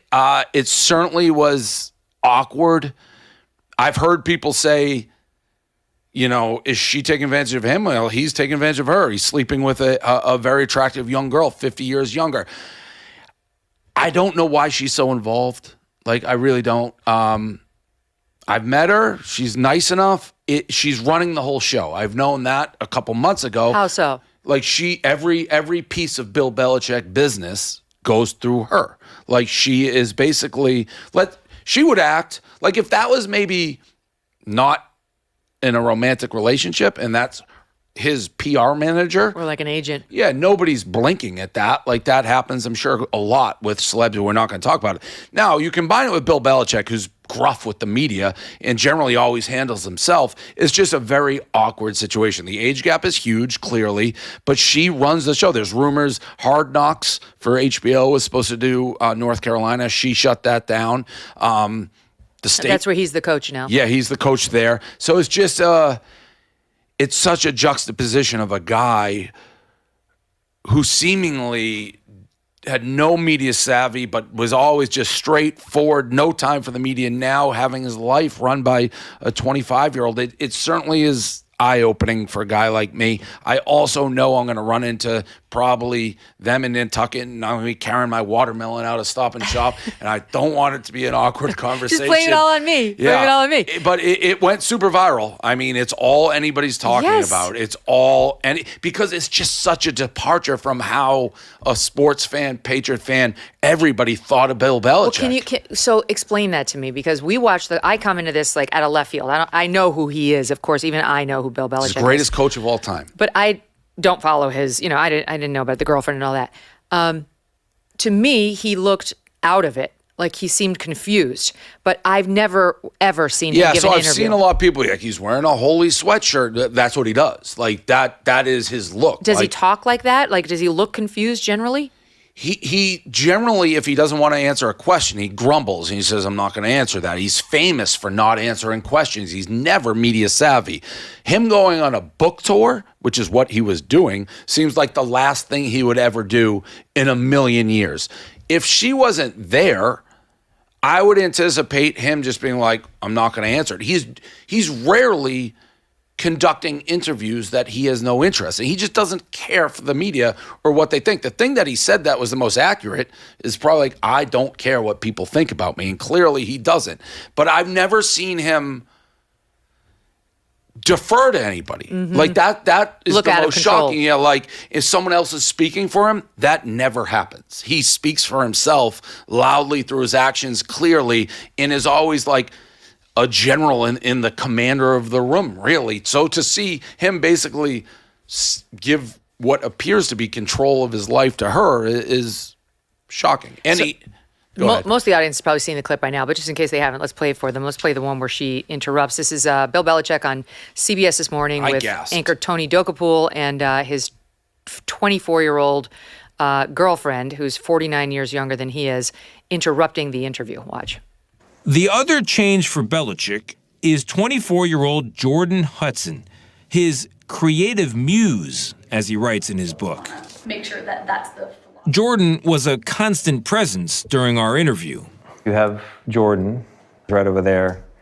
Everybody in the world seems to be following this relationship. They've got an opinion about your private life. It's got nothing to do with them, but they're invested in it. How do you deal with that? Never been too worried about what everybody else thinks. Just try to do what I feel like is best for me and what's right. How did you guys meet? That's the truth. Not talking about this. No? No. It's a topic neither one of them is comfortable commenting on. Okay, so now how did you meet? And she interjects, not commenting about this. And there are reports that she actually interjected multiple times. CBS only chose to show the one just to give the audience a true sense of how this thing went down. And it's about the book. And to CBS's defense, that quote that she is the muse is in the book. It's in the book. Yeah. Exactly. So now this fight started unfolding online. This is via the Daily Mail, involving Belichick's daughter-in-law. She's married to his son, and her name is Jennifer. She's married to his son, Steve Belichick. Some people were defending Jordon, the girlfriend. For example, somebody posted, former New England Patriots star Julian Edelman. Saw that. You know him? Yep. Stuck up for her, saying she was merely acting how any PR person would. Comedian Nikki Glazer also defended Hudson, saying 100%. She's acting as his publicist. Publicists do this during interviews. People are out for blood. And first of all, I'll tell you what Jennifer, the daughter-in-law, said, but I have done countless interviews, countless. I've both given as the subject of them and conducted. Literally I've never seen this happen. Never. Right. The PR people will come to you before the interview and they will beg you not to cover or this. ask after for it to be cut. Yes, exactly. That's their job. As a journalist, and Tony Dokoupil is a journalist, you would say, thank you for your input. Yep. That's it. You would never make a promise ever. It's literally considered unethical to say, I won't ask about that. At most I've ever heard somebody say is, we can't make you any promises, but we're not that interested in that subject, like a wink and a nod. But never has a PR person ever interjected into an interview in the middle like of that. it. No, it's we very get unusual. people asking. No, if someone doesn't want to talk about it, we generally want, because people generally want to talk about what you are asking not to talk about, so we won't do it. It's strange. I don't agree with that. It was it's strange. Different rules if it's like a host. You know what I mean? If you're sitting to somebody who doesn't consider themselves a journalist, very different. And by the way, this is how talk shows get away with it all the time. I've been asked to go on a bunch of talk shows, including Tamron Hall's like 5 years ago, and her executive producer said, "We'll give you all the questions in advance." I'm like, I'm not doing that. I felt like I don't want that. Yeah, right. So she got away with it because they consider that a talk show, but she's not, I guess, calling herself a journalist anymore, or at least wasn't for that show. Okay, so then Jennifer, Belichick's daughter-in-law, I'm dying to hear this. weighs in and says publicists act in a professional manner and do not storm off set delaying an interview. Yeah, so I know them too. This is all like, and that probably tells you everything you need to know about how the family, and that's natural. There's a story that came out in the New York Post, I think yesterday, that she accumulated like $10 million of real estate very quickly. So I'm sure the family, based on that quote, is a little like, what is going on here? And it's just, this is a guy that is not a pushover. He has built his reputation on being like a gruff kind of guy who needs everything particular and detail-oriented. It's just very strange to see. He's the guy Tim Walz was trying to convince us he was. No jazz hands. Yeah. Football. Yeah, I don't even know if even he was the guy. Man. But yeah, he was trying to, I think, be more like a Gronk guy, but who knows? Well, there's more. So you know about this because I saw you commented on it. So Bill Belichick posted a statement on the UNC, University of North Carolina, Chapel Hill is where he coaches, right? Chapel Hill, I think. Yep. And he wrote as follows. I agreed to speak with CBS Sunday morning to promote my new book, The Art of Winning. Prior to the interview, I clearly communicated with my publicist. So he's not even saying he told Tony Dokoupil or the CBS publicist. I clearly communicated with my publicist at Simon & Schuster that any promotional interviews I participated in would agree to focus solely on the contents of the book. Unfortunately, that expectation was not honored during the interview. I was surprised when unrelated topics were introduced, and I repeatedly expressed to the reporter, Tony Dokoupil, and the producers that I preferred to keep the conversation centered on the book. After this occurred several times, Jordon, with whom I share both a personal and professional relationship, stepped in to reiterate that point and help refocus the discussion. She was not deflecting any specific question or topic. I'm sorry, Bill, but she was simply doing her job to ensure the interview stayed on track. Some of the clips made it appear as though we were avoiding the question of how we met, but we've been open about the fact that Jordon and I met on a flight to Palm Beach in 2021, and it goes on for them saying these are just selectively edited clips, suggested a false narrative that Jordon was attempting to control the conversation, which is simply not true. Yeah, I'm like white-knuckling the table. In my years following Bill Belichick, I would say my knowledge of him, there's roughly 0% chance he wrote that. But he just doesn't care generally what anyone thinks about him. So to go write that my guess would be Jordon wrote that. Totally. The fact it is on the North Carolina website is insane. Right. It's just insane. It's shocking. Again, it's I'm speaking to all Patriot fans, Boston people. This guy, like, if you could have predicted this, people would say you're living in a bizarro world. It's just so strange, and this long email, crazy, the public statement, crazy. But I'm not even sure he knows that was written. You're right. Like, he may not. He may not. I really don't know. So the Daily Mail had a comprehensive piece, and they cited the New York Post as reporting, even before this past weekend's interview, Belichick's friends shaking their heads about his relationship with Jordon. Quote, they're talking to him about her, but very gently because they know how deep in it he is. She saw an opening and she took it, an insider added, of how she has inserted herself into every aspect of his life and career. Consensus among people around Belichick, another source said, is that this relationship is alarming and Hudson is a runaway train. However, they include one person defending them, saying, when it comes to the situation, it is just a moment in time. He and Jordon are fine. Nobody should be concerned at this point. But then they also say, multiple reports say UNC is growing uneasy with her involvement in everything. Yeah, so there's an adage in sports, winning cures everything. If North Carolina wins, people are going to forget this. Yeah. And North Carolina will be happy and look the other way. If North Carolina has a bad season, it's going to get very rocky.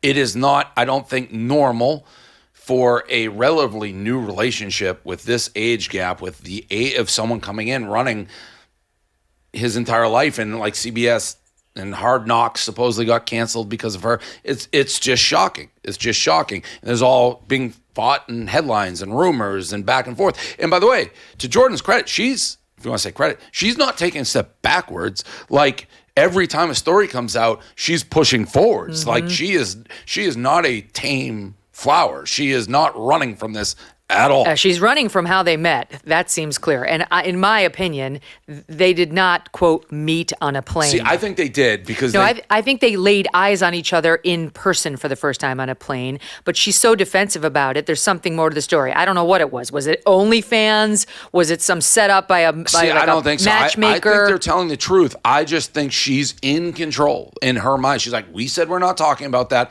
We're not talking about it. Because from the second I met them, the story has been told the same to me. She posted how they met a long time ago. I know, You think but that's a front? If they met through... So she's Fauci to you. She's a criminal. She's like a criminal mastermind. No, I mean, she's listen, like 30 I steps view ahead. her the same way I viewed Anna Nicole Smith. Like, everyone understands what the deal here is. He's an older guy with money and power, which some women find, if not attractive, worthy of being with. They can upgrade their lifestyle. They're going to travel the world. And the old guy gets some young, beautiful woman on his arm and probably a lot of hot sex he otherwise wouldn't be having. Yeah. I mean, could he not? Could he not just get hookers if he didn't want? I don't know. I mean, Anna Nicole, I don't remember. That guy was like on his desk. He was like 200 years old. Yeah, he couldn't even get up. Yeah. Like Belichick is still outside of this. Seems to be normally functioning. You have no 24-year-old girl wants a 74-year-old man. I mean, that's not what you're attracted to. To me, it's an obvious attempt to be with power and money. It's like, look, a lot of women do that. She's not alone. Maybe she's legitimately attracted to it. I don't know. The whole thing makes you uncomfortable. It's just, it's stunning. It's stunning. Before we leave the topic of the Patriots, I remember asking you about this the first time you came out. You were on one other time, a long time before. I think we only had audio at the time. Do you hate or love Tom Brady? Love. Okay. Yeah. So I may have spoken with you when he went to the Bucks. Okay. I was mad at him. Maybe that's what happened. Yeah, but I couldn't he's the remember. greatest of all time. Okay, there's no question in your mind. No question. He's number one. Yes. And how is he doing as a sports commentator? Bad. Awful. Not good. Oh, why? He just stinks at it. What do you mean? I mean, not everybody. He's the greatest quarterback. Not everybody is born to be a great announcer. I don't find him to be good at announcing football. Now, he's brand new. It's his first year. They gave him a gigantic contract, but he certainly didn't come out of the gates like a natural. Didn't he have all sorts of training? I'm sure he did for the amount they paid. But again, maybe anybody can eventually become a good announcer. I don't know. It's not the easiest thing to do, but he just didn't come out of the gates. He's almost, to me, too elevated. He's so great, like the way he talks. But no, I didn't think he did not come out all guns firing. And again, it's his first year doing it, so maybe there should be some leeway, but they paid him a ton of money. Oh, yeah. I mean, a ton. Almost $400 million, Yeah, I it's think. crazy. Yeah, it's big time dough. Okay. Shadur Sanders. Yes. So this is Deion Sanders' son. Yep. Deion Sanders, such a big football star. Even I know that name. Yep. Who did Deion play for? In the pros, he played for the Falcons, Cowboys, and 49ers. Okay.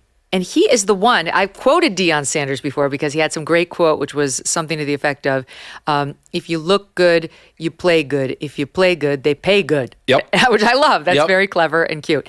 But his son, who was many expected to go, like, well, you tell me where in the draft. What was the expectation? I think earlier in the season, a lot of people were saying early first round, top 10 pick, and then as it got close to the draft, it started sliding, and you heard maybe end of the first round, second round is probably what people thought going into the draft. Because he's a big college QB. Yes. Okay.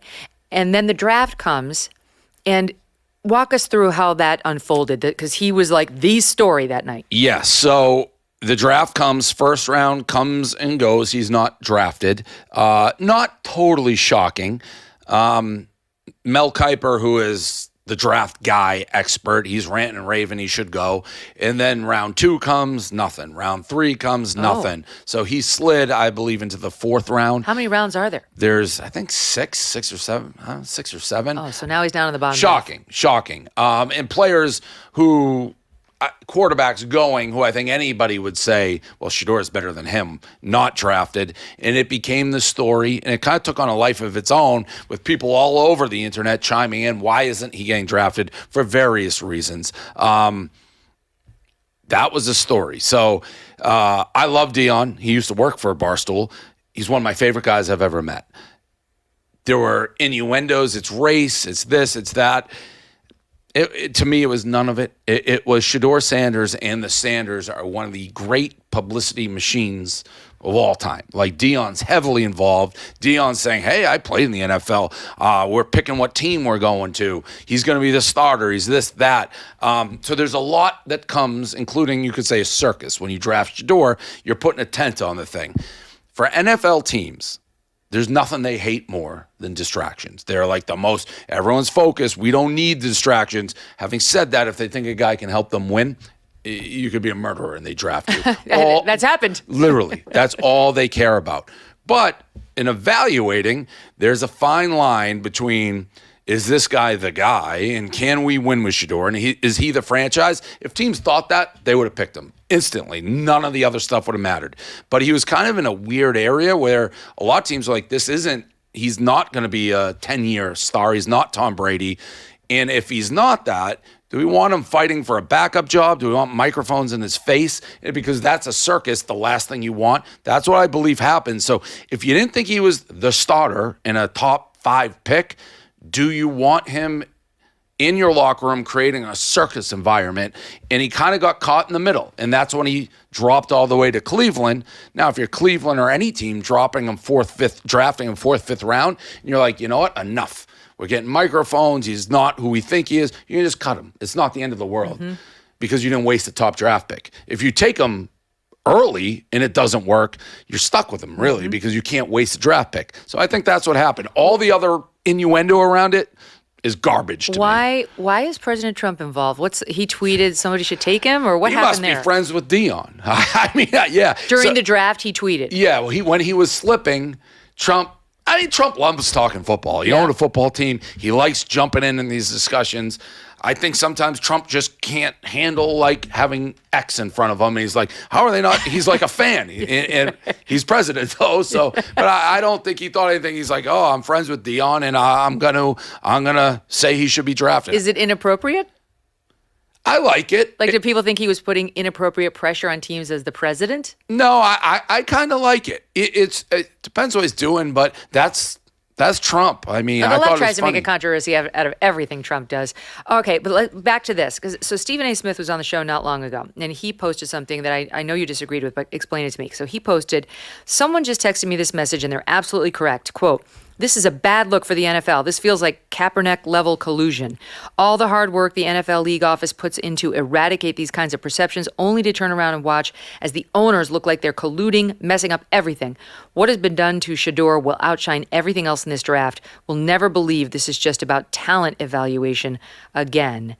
And that does seem to be a reference to race. Yeah, I mean, I don't know why you'd bring in Kaepernick and what they're trying to me, I don't know why he didn't put the word racism. That's what it sounded like, racism. That's why I responded. That's an insane take to me. That just the owners in the NFL are arguably the most competitive group of like billionaire successful people. They don't like each other. They want to win. They would never collude. They never collude. If they thought Shedeur could get them a Super Bowl, they would do whatever. So to me, that's just an absolutely insane take. It's just when you're drafting guys, not just strictly talent, you're looking at all the things that are surrounding them. Who was the first draft pick this year? It was Cam Ward as a black quarterback. Okay. So it's like, I mean. And then I read that in the last 3 drafts, including this year, a black quarterback went number 1 overall. Yeah.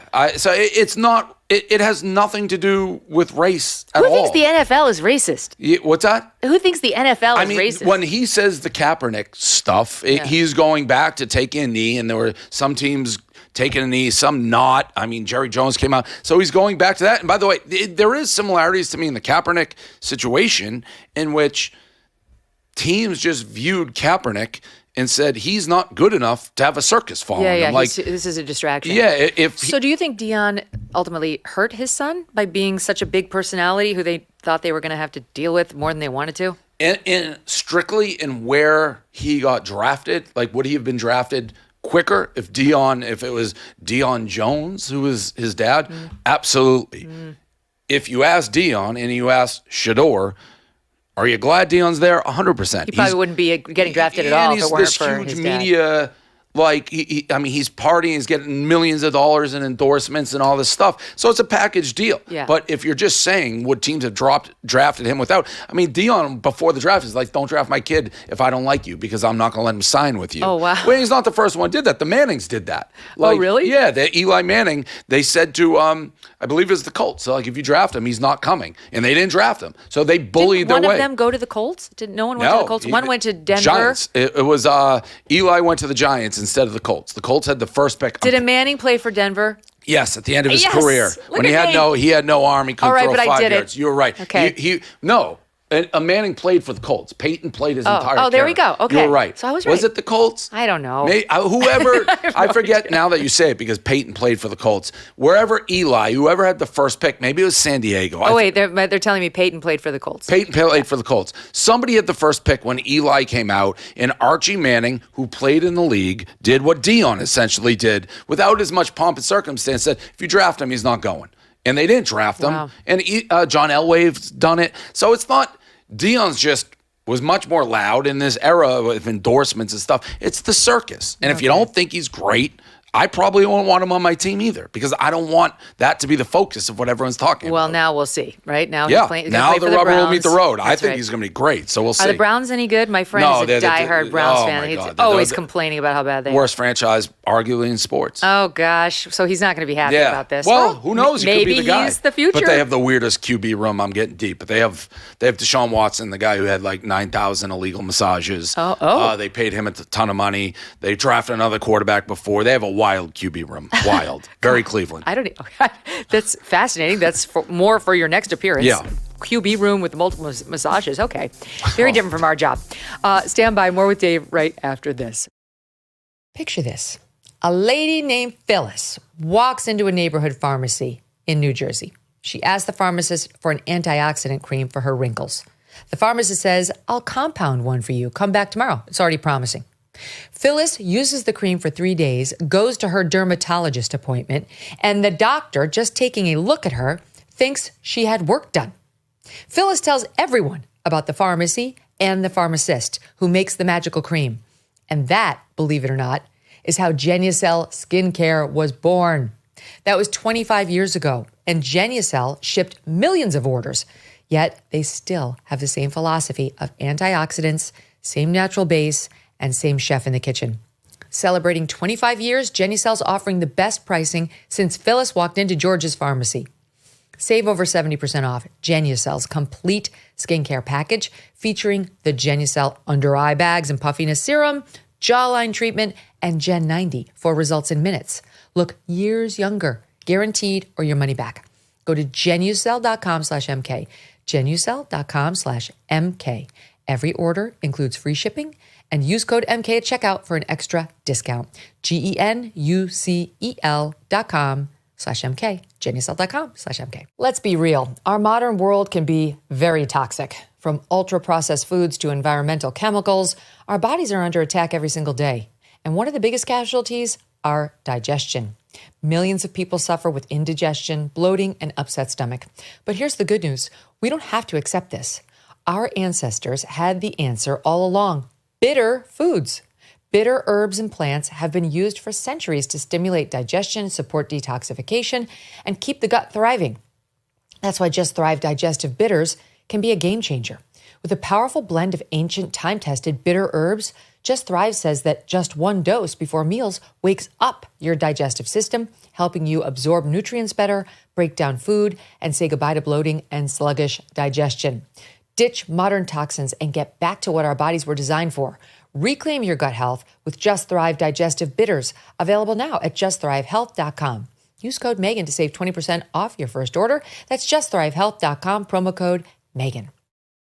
Now, we've covered ground that's more in my wheelhouse, and we've covered ground that's more in Dave's wheelhouse, and we finish on a note of solidarity that we both have strong feelings on, and that is Meghan Markle. Yeah. So she has done the world premiere episode of actually being on someone else's podcast. And the someone else is her name is Jamie Kern Lima. Now, I have actually interviewed this person, but I didn't realize I had interviewed this person because she founded IT Cosmetics, which I remember interviewing her at NBC. I think it's the same lady. I could be wrong. She looks a little different. But anyway, she was a news anchor, and she realized that you have a need for like cosmetics that are a little bit thicker because of the Klieg lights and all that. And her brand became $1 billion brand, and she sold it to L'Oreal for $1.2 billion in 2016. All for news anchor, like makeup? Yeah. By the way, no one offered me makeup at all here. It's good stuff. Yeah. We sold you down the river. So she now has a podcast and is also apparently friends with Meghan. And in the world premiere of podcast, Meghan, Duchess of Sussex, she pulled out all the stops. Here is the intro of the episode. Look at this. Meghan, Duchess of Sussex, in her first ever podcast interview. It's happening! It's not about the grandeur of a gesture. It's about I see you. I'm nurturing you and I see you so deeply, and I love being able to see your growth. Of all things, it's making me emotional. I have full body chills right now. For them to be able to look back and go, oh my gosh, she has loved us so much. She's an American member of the British royal family, an entrepreneur, author, actor, founder of the lifestyle brand As Ever that just sold out of stock completely in the first hour of its recent launch into the world. She's also a mom to her two beautiful kids, Prince Archie and Princess Lilibet, and wife to husband Prince Harry, Duke of Sussex. Oh my God. Why don't you like her? I just threw up a little in my mouth. What? Let me count the ways. There's nothing I like about her. Do you know her? No, but she is a malignant narcissist who cannot get enough of herself while she simultaneously plays the victim. My castle's too small. Yeah. The queen is mean to me. They won't let me call myself Her Royal Highness anymore, but I'm going to put it all over my stationery and on the gifts that I give to my friends, while she never stops whining. And at the same time, I'm getting all worked up. I'm a founder. I'm over it. She's not important. She married for money. It's very clear. She bagged the elephant. She was thrilled. She became a quote princess. Well, you can. It was planned from the beginning. She denied being interested in the royal family, which she totally was. I know someone who knows the ex-husband who said she had a vision board with Prince Harry on it. Before they met? Yes. And she wants to That's pretend. impressive. You got to admit that is impressive. She nailed it. Yeah. Because a lot of people probably did that. It was like shooting fish in a barrel. With all that self-help talk, he was no match for her. So as we unpack like an onion some of the things I'm interested in, I actually like the royal family. I think it's cool. So that's another thing. She killed the queen. She did kill the queen. In my opinion. I agree with you. I can't have someone marry into the royal family and be like, woe is me, of all these attention or whatever you're getting from being. It's no kidding. It's the royal family. I can't believe I'm not getting paid for this. Yeah, all this stuff. And then didn't they renounce their royalty, but they still want the royalty? Yeah. So it is hypocritical to get into that situation and then want nothing to do with it, but you do want anything to do with it. I don't have as strong of feelings as you do for her. I don't care for her.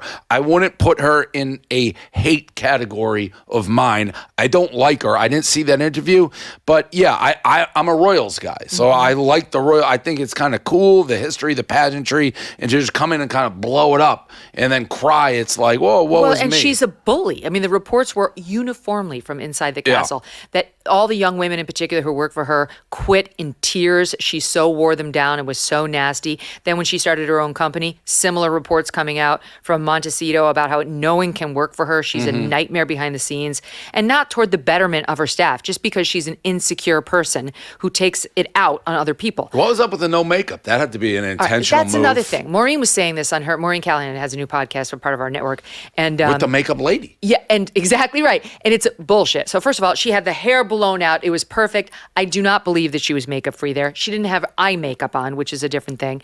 But that's her being relatable, Dave. Yeah, She's right. relatable. The intentional relatable. Yeah. So here she is talking about the joy. Is she on like your top 10 hate list? Oh, yeah. She's not top 5. All right. The joy of working hard. Yeah. I'm sure she's really toiling away. Take a listen. But to the world, it's just, what has she been doing? Does she work? As opposed to, oh my gosh, I work so hard and I Do I you? appreciate what hard work looks like. I like working hard. And I'm still working hard, right? The moment that everything sells out, it doesn't mean that we're done. Yeah. It means we're working on replenishment and what are the next SKUs and what's the next tranche of products and what's the timing on that and writing the newsletters and writing the social media captions and making sure that all that feels in line and what's the cadence of it and what's the photography that we want to do and what do I want to wear for those shoots, while also editing all the time-coded notes for season 2 of the With other Love, lady Megyn, is and then a little being in edits for the scary to podcast me and making with the smile. and being a mom and a wife and a friend. Oh, yeah. Those That's are right. all jobs. I mean, I love being that busy, but I do think it's really interesting when people have no sense of what goes into the thing. Yeah. And then when the thing seems It's like as though Between Two Ferns almost, wow. the way she's hosting it. The thing's not done. Right. The finish line was really the starting line. Okay, we get it. Yes, go. That would infuriate me, like, as someone who's trying to start a business, struggling, because like you can't fail. Like you're if you're selling, I don't know what she's selling, candles. I don't know what she's selling.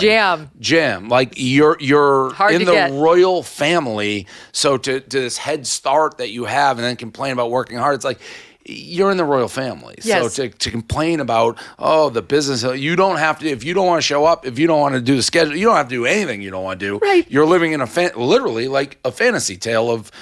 But the host. What's happening with her? If you actually if people didn't know who was who, I think people would be focusing on the host. The and weird, the expression, yeah. Mhm. Yeah, it was Between Two Ferns. Yeah. So, Yeah. I don't know. I don't super hate her high as much voice. as you, but It's like a love to hate situation. Yeah. I don't have actual hatred for her. I have that for very few people. It's a small list, but she's not on it. But I just can't stand her. I Yeah. just think she's such a phony. I love to make fun of her because she continues to give me so much material. she comes across as a phony in that. Both of them. I've got to show you one more on that. Okay, look, this is a short one. SOT 29. Look at this ridiculousness. Your close friends and family, so many of them call you M and Harry H. Yes. How did that start? And tell me about that. Probably at the beginning of us dating.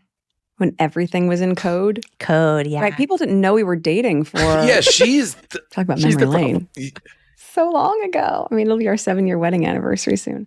I couldn't tell anyone who I was dating, and he was keeping. So I think we were just on a letter basis. Yeah. And then it stuck. It stuck. It stuck.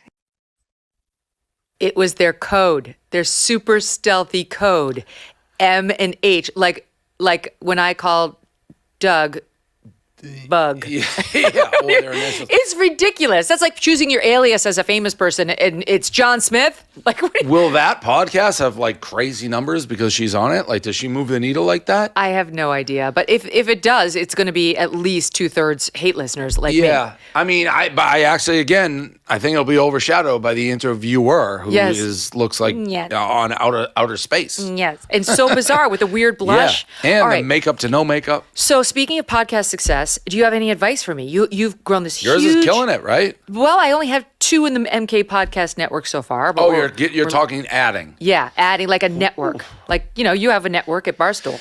Yeah. So do you? Are you focused on news? Yes. News, culture, everything related to news. Yeah. I don't know. Not sports.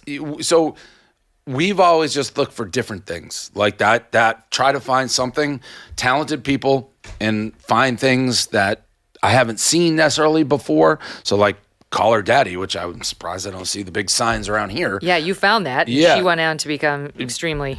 And I hadn't seen anything like that. Like, it wasn't my cup of tea, but it was like, oh, this is different. And we've been very successful for that. But it's trying to get out of, I guess, a network sense. It's like, and I'm sure it would be similar with you. If I see something and it catches me for more than a minute or two, it's like, I'm interested in this. That's a good start. We've certainly been wrong a lot. It's a band label for us, kind of like a band label. Sign a bunch of little bands, hopefully 1 or 2 hit, and that kind of is the model. And how long do you wait until you cut bait or declare them as a success? We sign them for contracts, so it's generally like 2 to 3 years. So like a band label, and not different from a band label. Once they become successful, they're very difficult to deal with. Yeah, right. Like then they want the money, they see what's going on, and so the talent business stinks. Yeah. Because once the talent becomes big, they don't need you anymore, and they may be under contract. But they generally, if we can't re-sign them, they leave. And we built a lot of very rich superstars in this digital age, from Alex Cooper, Pat McAfee, a lot of people making a lot of money, and then we just got to refill the pipeline and find the next, and it never ends, and that sucks. I feel like, I have good people. I have faith in them. We have a good relationship, but famous last words, I take your point. So, I mean, your company now is huge, right? I mean, I read that in like 2002, you were filing for bankruptcy, and now you're talking about the Trump tariffs costing you like $20 million. That's just what it cost you. Yeah. So you're obviously hugely successful. Yeah, we've done well. Has that bankruptcy changed? thing, by the way, was a New York Times hit piece. I did, but it was like my dad told me in college, and I hate the New York Times. Okay. Anyhow, Okay. that wasn't a business thing. So, yeah, we sold Barstool in 2016, 15% of it for about $12 million was the valuation. Then we sold it again for $600 million was the valuation, and then I got it back for $1. So now I have the whole thing again. That was so crazy. Yeah. So it's been a wild ride. So what, like, now that you have all this money, do you live differently? Are you different? I don't think I'm different. I certainly live differently. Things that I've always been interested in, like horse racing, Kentucky Derbies this weekend. I love horses, So I would go to the track growing up, and now instead of being, in the bleacher section or with the riffraff betting $2, I can afford to own the horses. So things like that have changed, but it's still my core interest. I don't think I've changed. I guess a positive thing about Barstool, a lot of the people who started with me are still there. So, That's your ride or dies. Yeah, ride or dies, or we just treat our employees well. And I don't think anybody would ever say about me, they may be like he's a jerk or he's blunt, but nobody would be like he's dishonest. I'm pretty straight in all my dealings with people, and that's helped get us. I mean, we've been around now over 20 years, so that's helped. Well, I find it entertaining. I go over there not really for sports, but when commentary comes into the news world. Political. And I love it. I love how frank it is. You go viral. I mean, I try not to, because whatever you get in politics, people, and both the right and left. If I criticized Trump the other day because his line about the stock market is not his stock. It is. Like, you have affected the stock market because of tariffs. End of story. You can't say it's not. Like, you can't blame that on Biden. It's yours. You're by the tariffs, it's yours. And if I say that, suddenly all the people who like me on the right hate me. They're like, oh, yeah. But it's like, but you're I honest. have to call it you're how I see it. You're saying how you actually feel, which is, that's the name of this game. Right. I mean, that's for sure. By the way, my team tells me that this YouTube show for this Jamie lady, this squeaky voiced makeup lady, they're at 251,000 views after 3 days, which is terrible. Yeah. Absolutely terrible for having the Duchess of Sussex. I thought you were going to say like 250 million. No. Or like at least 2.5 million. No one has any interest in I didn't even know what happened. Hearing her talk about how hard her life is, or how hard she's working, or her secret code for H&M. Whomever could they mean? Who's going to crack like this? A spoof, like an SNL spoof. Dave Portnoy, great to have you. Thanks for Glad being to be here. Yeah, I hope we see you again.